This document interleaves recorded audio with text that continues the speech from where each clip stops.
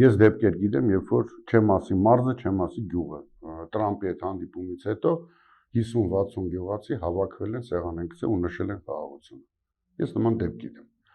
Ափսոս ես այնտեղ չեմ եղել։ Համոզված եմ կարողանայի մարդկանց բացատրել իրականում ինչ է տեղի ունենում, բայց մարզերում ժողովուրդը ավելի շատ հիմնված է հանրային հեռուստաընկերության տված տեղեկությունների հիման վրա։ Եվ այդ մարդկանց մեղադրել շատ չեմ կարող, որովհետև իրենց վրա օր ու գիշեր աշխատում է այսպես կոչված ագիտպրոմը։ Այսինքն շատ լուրջ ձևով այդ մարդկանց ուղեղները լվանում են։ Ու շատ դժվար է Լանա ջան դրա դեմը առնել, քանի որ անդիմադիր որևէ հեռուստաալիք չի հեռարձակվում մարզերում, եւ մարդիկ ավելի շատ, երբ որ ասում են օրինակ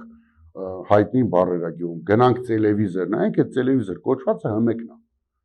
Իսկ հմեկը այն ալիքն է, որը իմ եւ ձեր վճարած հարկերի հաշվին օրինակի համար վեհապար հայրապետին դիմում անուն ազգանունով եւ տարատեսակ ստատաոտ կեղծ դավաճանական նյութեր է գրում հայ առաքելական եկեղեցու առաջնորդի վերաբերյալ։